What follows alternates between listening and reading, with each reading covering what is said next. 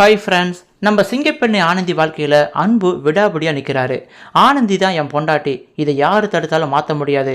இங்கே பாருமா, நீ என்ன நினைக்கிறன்னு தெரியும். ஆனந்தி இப்போ என்னை விட்டு போயிட்டா, அவள் கர்ப்பமாக இருக்கா, அதனால் அவளை கை விட்டுட்டு நான் துளசியை கல்யாணம் பண்ணிக்குவேன்னு சொல்லி நீ மனப்பால் குடிச்சிக்கிட்டு இருக்க. ஆனால் அது கண்டிப்பாக நடக்கவே நடக்காது. ஆனந்தி தான் என் பொண்டாட்டி, அவளை விட்டு என்னால் பிரிய முடியாது. எந்த சக்தியாலையும் என்னையும் ஆனந்தியும் பிரிக்க முடியாதுன்னு சொல்லி அன்பு சொல்லிக்கிட்டு இருக்காரு. இது எந்த தைரியத்தில் அன்பு சொல்கிறாருன்னு சொல்லி ஒன்றும் புரியல. ஏன்னா ஆனந்தி கர்ப்பமாக இருக்காங்க, அந்த கர்ப்பத்துக்கு காரணம் மகேஷ் தான் அப்படின்னு சொல்லி நம்ம எல்லாருக்குமே நல்லா தெரியும். அதுக்குண்டான சாட்சியங்களையும் டைரக்டர் வந்து கொடுத்துருக்காரு.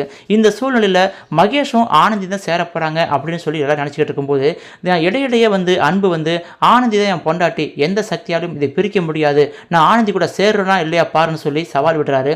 இதனால் கண்டிப்பாக டைரக்டர் வந்து இது சுச்சுவேஷனில் மாற்றி வச்சிருக்காரோ, பிற்காலத்தில் ஒரு ட்விஸ்ட் வைக்கிறங்கிற பேரில் அந்த கர்ப்பத்துக்கு காரணம் அன்புவாக இருக்கிற மாதிரி ஏதோ ஒரு சூழ்நிலை வச்சிருக்காரோ, இல்லை மகேஷ் வந்து அவர் உயிருக்கு ஏதோ அச்சுறுத்தல் ஏற்படுத்தி மகேஷை காலி பண்ணிட்டு மகேஷ் குழந்தையோடு ஆனந்தி ஏற்றுக்கிறதுக்கு அன்பு ரெடி பண்ணுவாரோ அப்படிங்கிற மாதிரி நிறைய சந்தேகங்கள் நமக்கு இருந்துக்கிட்டு தான் இருக்குது. ஏன்னா டைரக்டர் வந்து ஒரு யதார்த்தமான கதைத்தளத்தை சூஸ் பண்ணியிருக்காரு. ஏன்னா இப்போ சமுதாயத்தில் நிறைய இடத்துல இது போல் சுச்சுவேஷன் நடக்க தான் செய்யுது. அதாவது ஒரு பொண்ணு வந்து இது போல் ஒரு சூழ்ச்சி வழியில் மாட்டிக்கிட்டு கர்ப்பமாகிறது. ஆனால் அதுக்கு உண்மையாக காதலிச்சவங்க வந்து அந்த கர்ப்பத்தோடு இருக்கிற பெண்ணை ஏற்றுக்கிறது அப்படின்னு சொல்லி நிறைய நடந்துக்கிட்டு தான் இருக்குது. அதனால் டைரக்டர் வந்து அந்த ஒரு சுச்சுவேஷன் கையில் எடுத்திருக்காருன்னு சொல்லி டவுட்டாக இருக்குது. இருந்தாலும் நம்ம டைரக்டர் என்ன சொல்ல வரான்னு சொல்லி நம்ம அடுத்தடுத்த எபிசோடில் பார்க்கும்பொழுது தான் நமக்கு ஒரு தெளிவான பார்வை கிடைக்கும். இப்போதைக்கு என்ன நடக்குதுன்னா, ஆனந்தி கர்ப்பமாக இருக்காங்க, அந்த கர்ப்பத்துக்கு காரணம் யாருன்னு தெரியல. ஆனால் ஆனந்தி கர்ப்பமாக இருக்கிற விஷயம் இப்போ ஊர் உலகம் எல்லாம் பரவிடுச்சு. ஆனந்தியோட குடும்பத்துக்கு, அன்புக்கு, ஹாஸ்டல் வார்டனுக்கு, ஆனந்தி ஃப்ரெண்ட்ஸுக்கு, ஆனந்தி ஊர் ஒட்டு மொத்தமாக தெரிஞ்சிருச்சு. இதனால் ஆனந்தியை ஒரு கலங்கப்பட்டவோ அவள் கெட்டு போய் வந்திருக்கான்னு சொல்லி எல்லாரும் முத்திர குத்தி ஆனந்தி ஊரில் பார்த்தீங்கன்னா கிராமத்தை விட்டு ஒதுக்கி வச்சிருக்காங்க. இதனால் ஆனந்தி ரொம்ப தவிச்சு போகிறாங்க.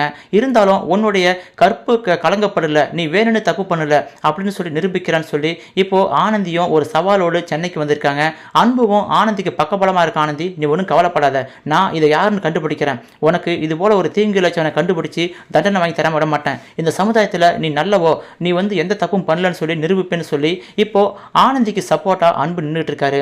ஆக மொத்தத்தில் கூடிய சீக்கிரம் ஆனந்தி கர்ப்பத்துக்கு ஒரு முடிவு கிடைச்சிடும்னு சொல்லி எல்லாரும் நம்பிக்கிட்டு இருக்காங்க. இந்த சூழ்நிலையில் ரகுங்கிற ஒரு முக்கியமான எவிடன்ஸை தேடி நம்ம ஆனந்தி, அன்பு, ஜெயந்தி எல்லாரும் போயிருக்காங்க. முத்துவும் கூட போயிருக்காரு. அங்கே போயிட்டு ரகுவோட ஃப்ரெண்டை அடிக்கும் பொழுது யதார்த்தமாக ஆனந்தியோட வயிறு போயிட்டு செவுத்தில் மோதிடுச்சு. அதனால் ஆனந்தி வயிறு வந்து இப்போ வலிக்குதுன்னு சொல்லி பயங்கரமாக துடிக்கிறாங்க. இப்போ ஹாஸ்பிட்டலுக்கு போகிற ஆனந்திக்கு அங்கே அன்பு வந்து பணிவிட செய்கிறத பார்த்து ஏற்கனவே ஆனந்திக்கு ட்ரீட்மெண்ட் கொடுத்த டாக்டரே மிரண்டு போகிறாங்க.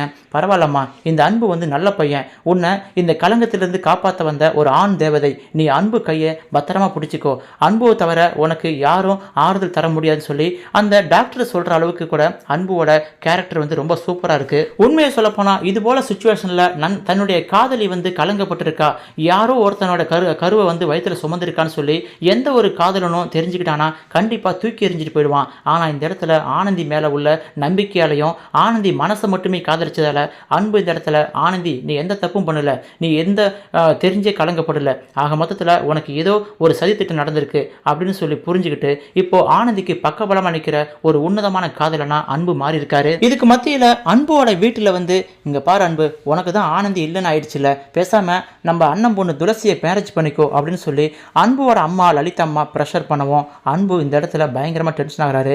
இங்கே பாருமா, நீ என்ன நினச்சிக்கிட்டு இருக்க, சும்மா துளசிக்கு எனக்கு கல்யாணம் சொல்லிகிட்டே இருக்க, ஏன் உனக்கு கல்யாணம் தவிர வேறு எதுவும் தெரியாதா? என்னை நம்பி வந்தவ ஆனந்தி, அவள் கலங்கப்பட்டு ஒரு பிரச்சனையில் மாட்டிட்டு நிற்கிறா, அவளுடைய பிரச்சனை தீர்த்து வைப்பனா என் கல்யாணத்தை பார்ப்பனா? இங்கே பாருங்க, தேவையில்லாம வேலை பண்ணுறீங்கன்னு சொல்லும் பொழுது எதிராக தேவையில்லாத வேலை, உனக்கு இன்னும் 3 மாதத்தில் கல்யாணம் பண்ணி வைக்கணும், அதுக்கப்புறம் கல்யாண பார்வை இல்லைன்னு சொல்லி ஜோசியக்காரன் சொல்கிறான். என் புள்ள வாழ்க்கை எனக்கு முக்கியம், நீ யாரோ ஒருத்தி ஊரில் ஒருத்தி கெட்டு போயிருக்கான்னு சொல்லி அவளுடைய வாழ்க்கையை பாதுகாக்க நீ நினைக்கிற, ஆனால் என் பிள்ளைய வாழ்க்கையை பாதுகாக்க நான் நினைக்கக்கூடாதான்னு சொல்லி இந்த இடத்துல ஒரு ஆர்கியூமெண்ட் நடக்குது. இருந்தாலும் துளசி மனசுலையும் ஒரு எண்ணம் ஓடிட்டு இருக்கு. இங்கே பாரு மாமா, ஏற்கனவே நீனு அன்பு ஆனந்தியை காதலிச்ச, அதனால் நீ வந்து உன்னுடைய காதல் ஜெயிக்கணும்னு சொல்லி நானும் சப்போர்ட் பண்ணேன். ஆனால் ஆனந்தி உனக்கு இல்லை அப்படின்னு தெரிஞ்ச பிறகு நான் எப்படி என் வாழ்க்கையை விட்டு தர முடியும்? அதுவும் இல்லாமல் யாரோ ஒருத்தனோட கருவை வந்து வயிற்றுல சுமக்கிற ஆனந்தியை உனக்கு எப்படி நான் கட்டி கட்டி வைப்பேன், நான் எப்படி சப்போர்ட் பண்ணுவேன், விட மாட்டேன். ஆனந்தி மனசில் உன்னை பற்றி ஒரு விஷயத்தை இருக்க விடாமல் பண்ணி உன்னை வந்து தூரமாக விலக்கி வச்சு கண்டிப்பாக உன்னை மேரேஜ் பண்ணிக்குவேன், ஆனந்தியை விரட்டி விட போகிறேன்னு சொல்லி இப்போது துளசியை வந்து வில்லத்தனமாக யோசிக்கும் பொழுது அவங்க என்ன பண்ண போகிறாங்க, ஆனந்தியை கண்டிப்பாக அன்பு வாழ்க்கை விட்டு விரட்ட போகிறாங்களா அப்படின்னு சொல்லி இப்போ கொஞ்சம் பரபரப்பாக தான் போயிட்டு இருக்கு சிங்கப்பெண்ணி ஆனந்தி வாழ்க்கை. துளசி இந்த இடத்துல யோசனை பண்ணுறதும் திங்க் பண்ணுறதும் நியாயமான விஷயம்தான். ஏன்னா ஏற்கனவே அன்பு ஆனந்தி காதலுக்கு சப்போர்ட் பண்ணுவாங்க தான், ரெண்டு பேரும் உயிருக்குற காதலிக்கிறாங்க போது நான் எப்படி அவங்க வாழ்க்கையில் தலையிட முடியும், அந்த காதல் ஜெயிக்கணும்னு சொல்லி நம்ம துளசியை வந்து ரொம்ப ஆசைப்பட்டாங்க. ஆனால் ஆனந்தி இது போல் ஒரு பிரச்சனையில் மாட்டிருக்காங்க. ஆனந்தி கர்ப்பமாக இருக்கான்னு தெரிஞ்சுக்கிட்டு எந்த ஒரு பொண்ணும் தனக்கு வரப்போகிற அத்தை பையனை விட்டு தர மாட்டாங்க, தனக்கு ஏற்கனவே நிச்சயம் பண்ண அத்தை பையனை விட்டு தர மாட்டாங்க. துளசி இந்த இடத்துல ஒரு சரியான நிலைப்பாடு தான் எடுத்திருக்காங்க. இருந்தாலும் இந்த இடத்துல ஆனந்தி மனசுலையும் ஒரு எண்ணம் ஓடிட்டு இருக்கு. உள்ளுக்குள்ள அன்புவை நினச்சிக்கிட்டே இருக்காங்க. அன்பு போல ஒரு நல்ல பையனை நான் கல்யாண வாழ்க்கையில் என் கணவனை அடையிறதுக்கு கொடுத்து வைக்கலையே, நான் ஒரு துரதிருஷ்டவாளி அப்படின்னு சொல்லி ஆனந்தி ரொம்ப ஃபீல் பண்ணிட்டு இருக்காங்க. இருந்தாலும் ஆனந்தி மகேஷ் கூட தான் சேரணும் அப்படின்னு சொல்லி நியாயமான விஷயமா எல்லாம் பார்க்குறாங்க. மகேஷும் இந்த தப்பை தெரிஞ்சு பண்ணல, மித்ராவோட சூழ்ச்சி வேலையில் பண்ண விஷயம்தான். ஆக மொத்தத்தில் மித்ரா தன்னுடைய தலையில் மண்ணவாரி போட்டுக்கிட்டு மறைமுகமாகவே ஆனந்தியையும் மகேஷும் சேர்த்து வச்சிருக்கா அப்படின்னு சொல்லலாம். கூடிய சீக்கிரம் அன்புவோட சப்போர்ட்டில் ஆனந்தி தன்னுடைய கர்ப்பத்துக்கு காரணம் யாரு அப்படின்னு அந்த முக்கியமான கட்டத்தை நெருங்கும் பொழுது எல்லாருக்குமே ஒரு அதிர்ச்சியான சம்பவம் அங்கே காத்திருக்கு.